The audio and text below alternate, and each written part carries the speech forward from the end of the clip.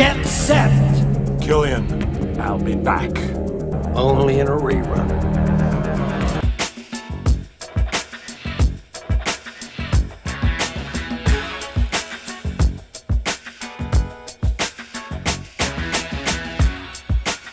Hey folks, man, this is Monk, and we are back with another episode of Classics of Cinematics, and I'm joined as always with my co-host. We got Bobby Blockbuster. Yo, yo, yo! Yeah, folks, so today we've got a special film. We're going to be talking about a Stephen King film adaptation, and this film is coming from 1987, and it's directed by Paul Michael Glaser, starring Arnold Schwarzenegger, and we're going to be talking about The Running Man. You know, this is an action sci-fi film. And in this film, it's the year 2019. America is a totalitarian state where the favorite television program is The Running Man, a game show in which prisoners must run to freedom to avoid a brutal death. Having been made a scapegoat by the government, an imprisoned Ben Richards has the opportunity to make it back to the outside again by being a contestant on The Deadly Show, although the twisted host, Damon Killian, has no intention of letting him escape. Cool cast here. We've got Arnold Schwarzenegger playing our Ben Richards. We also got Maria Conchita Alonso, Richard Dawson, man, who's awesome in this, Jesse Ventura, Yaphet Kotto. This is a fun film, man. I think we've seen kind of a premises or setups, like this in the future. Even now, if you think about how popular the Squid Games got, it's a little bit kind of touching on some of the themes that we see in this Running Man series. Oh, man. Absolutely. Well, one thing that I love how in the 80s, these people viewed the future like this, like in the 2000 era, like all is lost. You know what I'm saying? It's always weird how I've seen this in other movies where times are so messed up, and somehow by giving the people like gladiator games, or in this case, a TV show that they could get into, it distracts them from this crazy, oppressive military state that they're living under. It's like all you need is entertainment and everything's all right. It's a lie. It's crazy, man. But like you were saying, this is a Stephen King adaptation. But the thing about this film is, like, I like that it does definitely change the narrative, but it makes sure that it still stays focused on the heavier concepts. Like, we are still in this dystopian future. There was a societal collapse, and it is a totalitarian government, where, these games are pretty much being offered to you as a form of betterment. We'll say, what I'm saying? Like in the novel, like you said, it's more like the Squid Games, where Ben Richards, he's just, he's down on his luck. He needs needs money. And, he ends up joining the games, for financial reprieve. Or, they also will target people that are ill or sickly, in promises of like a better health if you need a heart transplant or something like that. But with this, they actually emphasize the fact of how like media manipulates the masses, and especially in this case, state-run media, which is crazy. Yes, and I like how they actually they changed the whole dynamic for the contestant, whereas in this film, the contestants are convicted felons or criminals or whatever, and they are forced to do this game and promises of like maybe getting a sentence reduction or even getting let go, and then even a pardon. Just let go, and then not only do you get your sentence reduced or get let go, but then they tell you they send you off to a tropical island. You get to live lavish, the ladies and everything. And all is right with the world, no matter what you did to get put in prison in the first place. And it's just it's wild. It's a wild concept, but damn, does it work for this movie? So anyone not with the program, they keep like, you're the people that's doing the work. You're doing the work for these guys while they can live it up fat, which seems to be a lot of people, dude. It's almost like most of the society, except the people at the top, are living in this crazy, messed up, you know what I'm saying? It's almost like they messed up vibe. They have the mindset that if you don't get or don't stay in line, then you're out of line. You know what I'm saying? And they're going to find a reason to then make you a laborer, a hard labor worker. And then, I also like that it shows that, if you're not playing ball or some kind of affiliated with the government, then you're really not shit in this world. You're You know what I'm not, saying? you're not, dude. You're either, like you said, you're this hard labor worker, or even look at the people that are watching and entertaining the games. Like they're out in the streets. There's the fire coming out of the barrels. I mean, everyone looks homeless and depraved. You know what I really like though is the depiction of the audience members in this film. You know, it's almost like it's almost like you're watching the crowd from The Price is Right. Yeah. Or the or what's the other show? Let's Make a Deal. Yes. You see everyone from the young people, hopeful, trying to win, to the grandmas. They're in the crowd cheering on the people. Like, but those are all people that are living the better life. Yeah, because you see, the majority of the masses are watching the same program on a big screen outside. It's like that meme you see where oh man, the man's got his foot on my neck, and they're like, but you're kind of holding it there. Yeah. Like they're fine with being in this kind of fascist system as long as they get the most benefits out of it. They don't care what's happening to the people below them, or the stories evolving. They're cheering it on. Though it's almost like it takes me back to the gladiator games, like that bloodlust. You know, like they just want to see this, like we don't even care. Yeah, and like you said, I like that they're actually they're taking that to the point of exposing like how much as humans we are, like, entertainment is everything. You know, that yearn for blood. You gotta see, no matter what happens to someone else, as long as it's not happening to you. You know what I'm saying? Like, because what they're doing, they're actually convincing the audience that you know, the contestants' lives are worthless. Yeah. You know what I'm saying?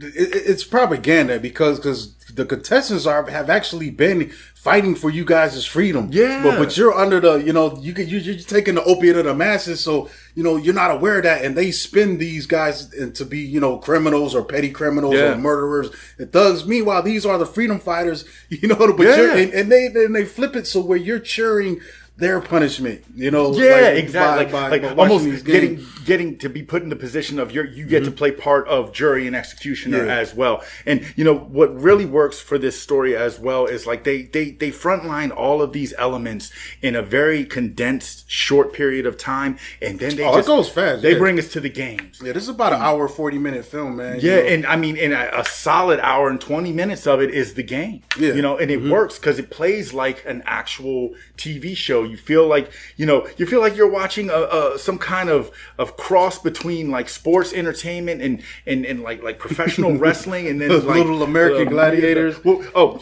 I'm glad you brought that up, because you know the creator of American Gladiators actually was quoted to say that this film inspired him to create the show, and he used clips from this game when he was promoting the show, like trying to get it off the ground. And he was like, "Yeah, it's gonna be just like this, minus the killing." yeah, it's wild, man. But let's get into our main guy here, Ben. Man, he's an interesting character because he actually works for the machine. He works for the fascists at one point. And then it's interesting, man, because like I have mixed feelings about him, because you know there's an incident that happens, the Bakersfield massacre. Yeah. Right. So he's in there, and there's protesters out there, and his superiors are like, "Yo, disperse this crowd using by any means necessary." And his guys that are with him are like, "All right, get the guns out. Yeah. We just gonna mow them down." And he's like, "Bro, these are kids out there. There's women. They're unarmed." And he tries to resist them. You know, he fights. It's funny, man, because his acting is hilarious in this. Schwarzenegger's acting has been in this scene. My man's struggling, but I'm entertained because I'm goofy. I can laugh at this, and like I know what's going on, but it's just funny seeing him try. Like the people that innocent. Yeah. And they just want food. And it's funny.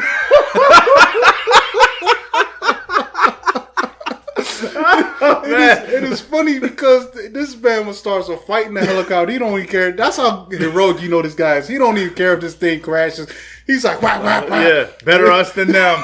They knock him out and still mow the crowd down, and then they blame it on him, which is wild, man. And I think what I like about this scene too, because they didn't have the technology to do it, but they did some clever editing to frame him. Yeah. Whereas nowadays with this AI and all this stuff now, you could probably make a convincing clip of someone mowing down the crowd, but it's like it's so nutty, man. So they just chopped out all of the part that showed he had a conscience. But just to bring it back around, my thing about him is like I'm not a like he's cool for this movie. Ultimately, what he does is bigger, but I'm not sure that he hasn't done maybe not killing people.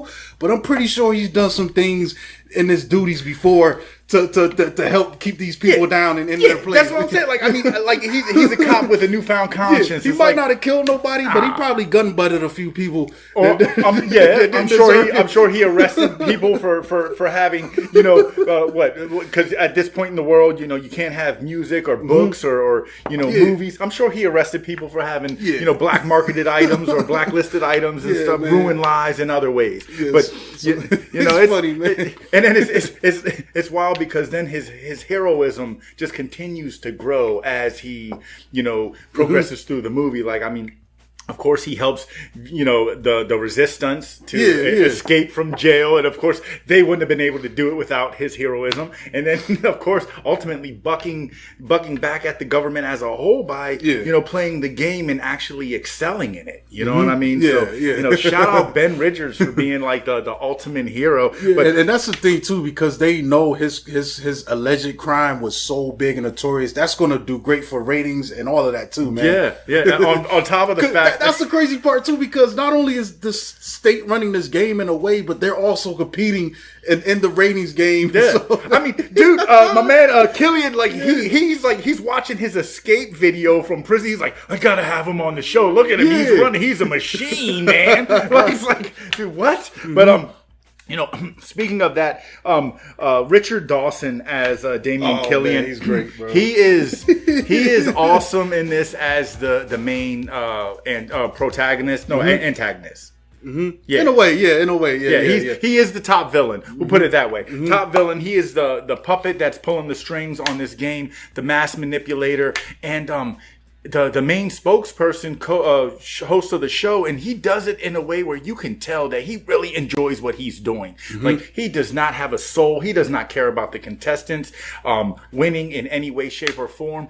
And like, he has this certain level of arrogance where he, you can tell by his demeanor that he definitely feels like he is one of these people that are better than the masses. It's amazing how much control they've given him over this thing. Yeah. That must be how important it is, and he's so good at it. But I think it was great to cast him because we all know him from the Family Feud. Yes. You know what I'm saying? And it's crazy that charisma translates so well into this movie. He's probably the best actor in this film, and he's not even an actor. No, I mean, but he's doing what he does best. Yes. And it's wild because they said that like his portrayal of how he treated his underlings in this movie, it was said that he kind of treated his underlings in Family Feud the same way. I don't know if there's any truth to that, but that's what I was reading in a lot of these trivias and stuff. But off screen, him and Arnold were really good friends. But he kills his role. He's very convincing.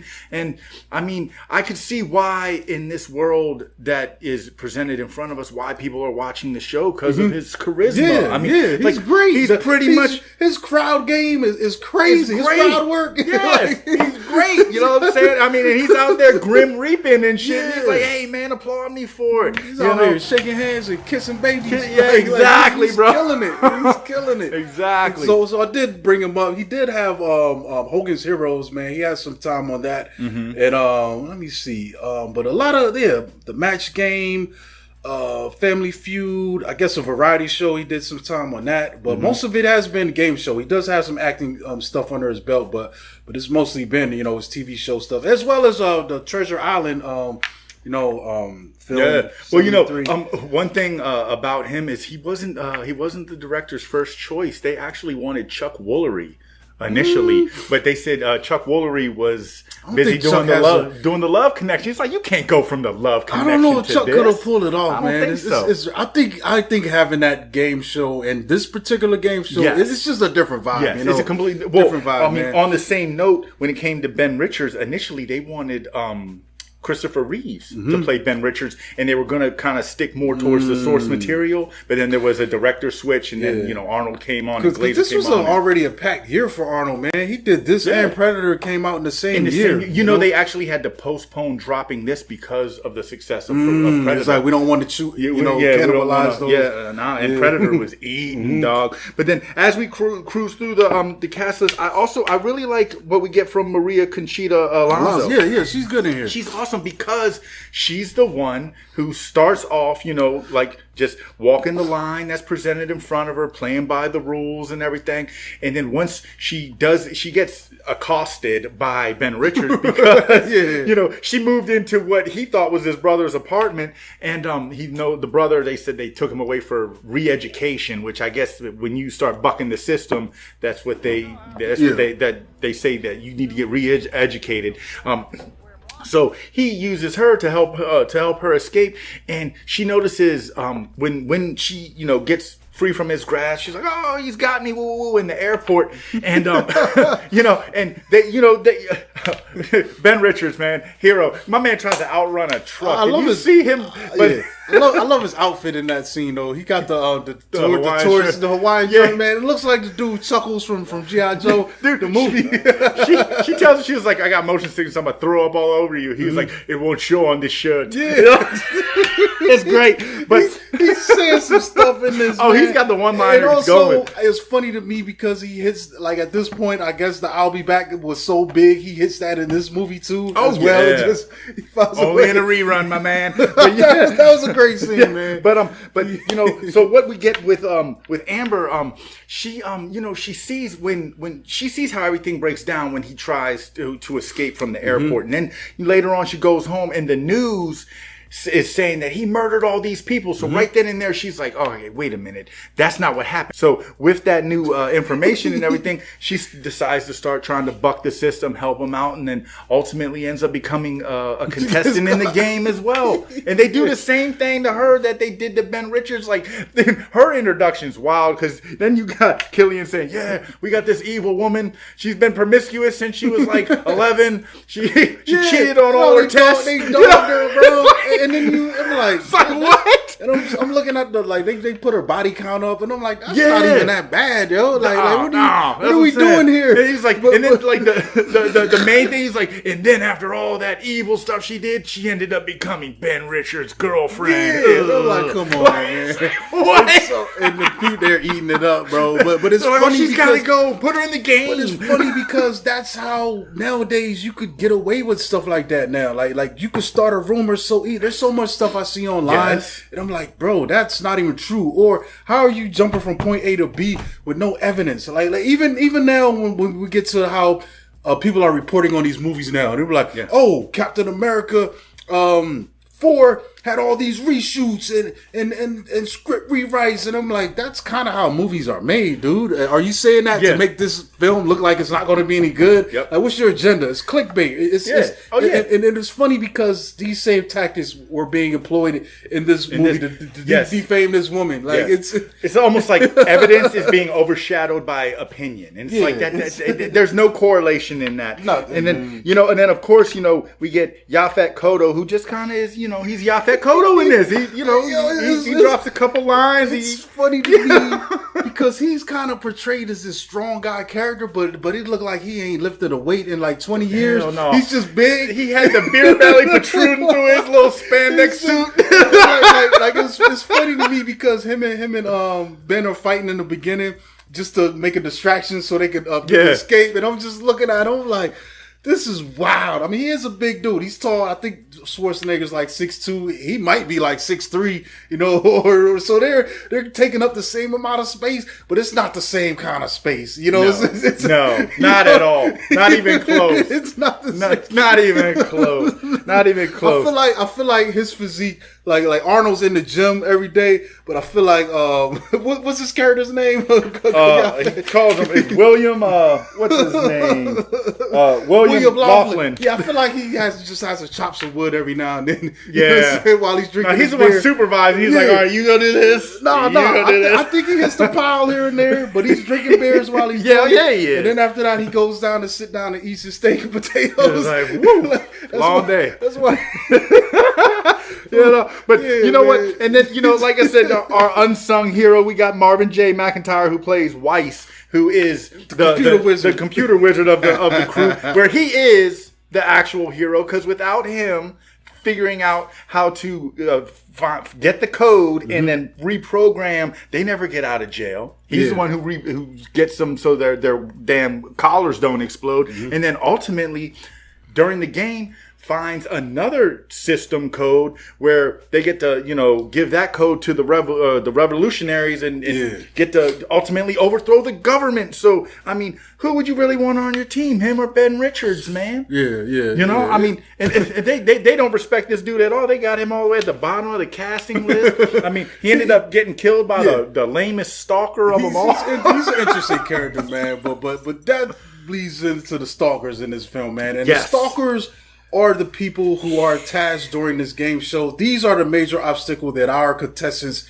have to get through. If you could survive them and make it to the end, then supposedly you earn your freedom. Yeah. And it's crazy because these stalkers have kind of like WWF or WWE nowadays personalities, and they have their own fandoms, they have their own quirks, their own personalities, their own kind of special abilities, weapons, everything. An intro. Well, real quick before we jump to the stalkers, so the objective of the game, okay, you have 3 hours to get through 4 corridors, and if you do that, then of course you're granted financial prizes, and then like you said, your pardon, your release from your sentence or whatever the case may be. But these stalkers are on your back the whole time. You know what I'm saying? And I don't know we'll go like this. Which one was your favorite stalker? I like my first guy. He was kind of fun to me, man. The guy that Sub-Zero? No, the guy that hold up. I think that might be the Sub-Zero, the hockey player. That's Professor Tanaka. Yeah, Tanaka. Yeah. He just had a cool vibe. I kind of felt bad. I was like, damn, you gotta be the first one. But it's crazy too because he had these explosive hockey pucks, and then the hockey stick could also be a blade. Sickle. It was a fucking sickle. And his goal was actually a cage. Yeah, that was nuts, man. So I thought there was some creativity with his thing and his execution, and also you're fighting him on an environment where he's more comfortable. You don't have no footing, so it's harder to outmaneuver this guy. Man. So his big ass was nimble on them skates. He could move. I personally like Buzzsaw. I thought he was like just this this roid raging like lumberjack. I thought it was cool that they had him on this super charged up dirt bike and everything. And of course he has these chainsaws that don't just chop wood; they can cut through metal, flesh, everything else. But he had a lot of energy. You know what I'm saying? He was just he was super jacked up. You could tell he was definitely roiding. And apparently, from what they say in the show, he was last year's champion. So I guess that means he killed the most contestants. I guess that's, as a stalker, that's a feat to be trifled with. You know what I'm saying? Yeah, man. Yeah, there's definitely some interesting personalities and choices, man. I love that they have their own distinct brand and their own followings, man. Because one of the things I love is when they keep cutting back to the old lady, and she's giving her inputs. Like this crowd is crazy, man. It blows my mind that a 70-year-old lady is in here enjoying this like it's her stories. Yeah, exactly. Well, then we get a brief Jim Brown appearance. He comes in as Fireball, and he was cool. Wears the chainmail suit. He had the 2 gray streaks in his hair, kind of like Storm. That was kind of cool. Was that a wig? Because I don't know if Brown had hair. It had to be a wig.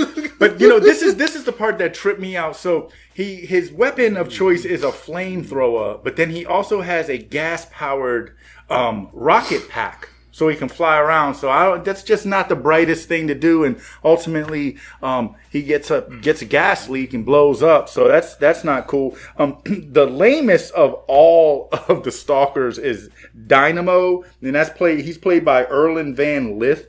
The dude looks like a live version of a Light Bright. Anyone from the 80s Yeah, remembers a Light Bright? Yeah, man. He's just, and I mean, he shoots electricity, he rides around in a dune buggy, but my guy... But it kind of gives you an indication of, for someone to be stalking with all this bright flare and don't care if you see him or not, it shows the disadvantage the contestants have versus the like you're supposed to lose. You're supposed to. And then, I mean, talk about the ultimate disrespect because he sings opera at you while he shoots electricity at you. No! Like, come on, what? Reminds me of that one Fratelli brother. Yeah, exactly. And then, of course, we close it out with Captain Freedom, played by Jesse the Body Ventura, and he's the only stalker that ends up walking away with his life, and that's because he ends up quitting because he lives by the old way. Yeah. He's like, man, this is the way of the gladiator mindset is not to. He knows it's a setup. Yeah, he was like, it's set up. He was like, you're giving us an unfair advantage against the contestants, and I'm not about that shit.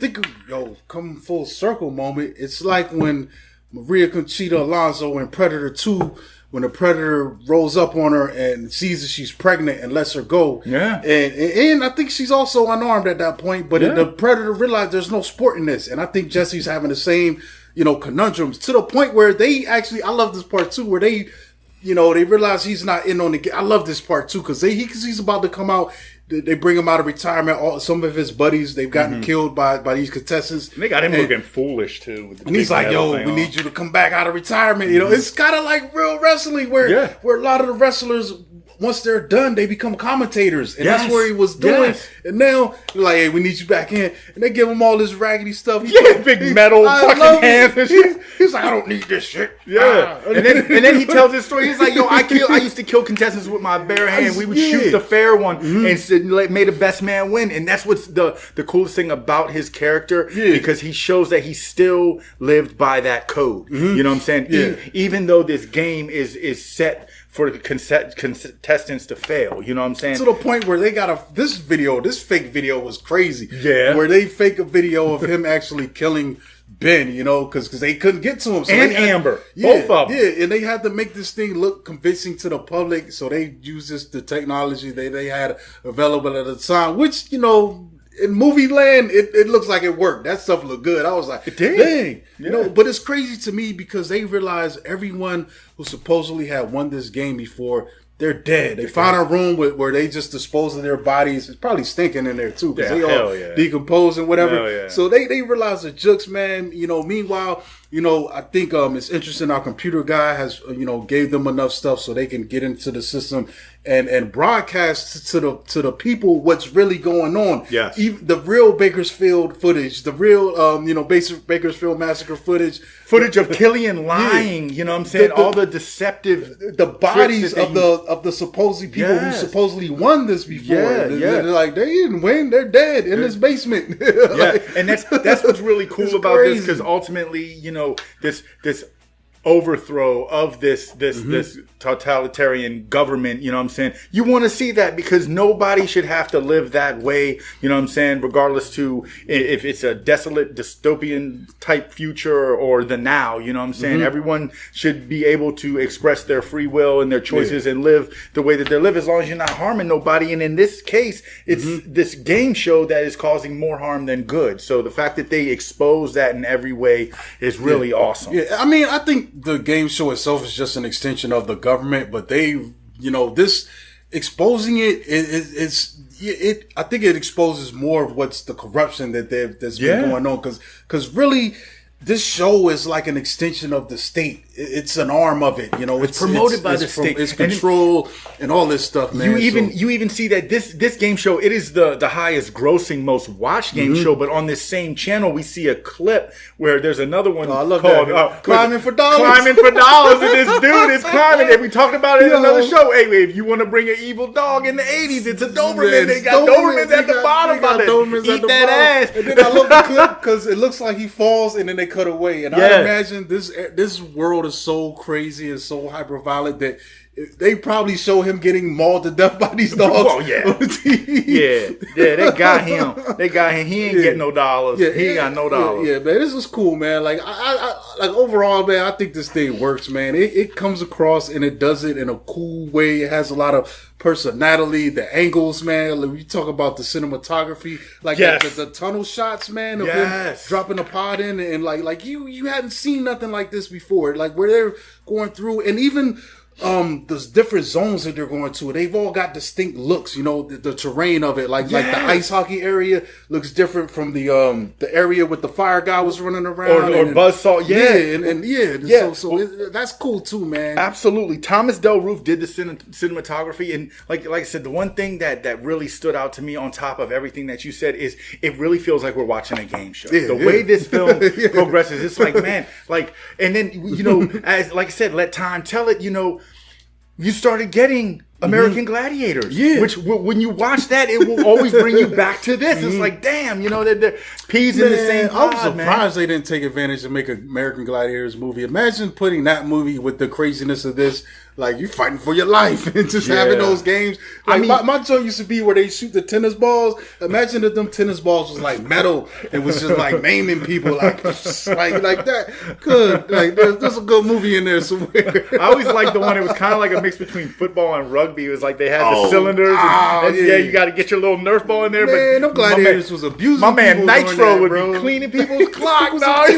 They was abusing people doing that. You got an ex-football player going up against a computer analyst. They made a really dope Netflix documentary about American Gladiators a few years ago. I highly recommend watching that, man. But yeah, this thing is cool, man. Like I think it holds up. We've got news recently that Edgar Wright is making a remake of that. They're actually filming that right now. They put Coleman Domingo on the Richard Dawson role, which I think he'll be great at, but also kind of wish we got like Wayne Brady or maybe even what's that Wayne Brady, Steve Harvey, just because from Family Feud, just because they're active game show hosts. Yes. I felt like they should have tapped into that energy again, but I got high hopes for that because as much as I love this film, I think this is a film that's fun and entertaining, but it could also be better. Like as a remake, I'm not opposed to remaking this thing. I think, you know, well, because I mean, I feel like if it's not really necessarily a remake, it could be a reimagination, and also because this one is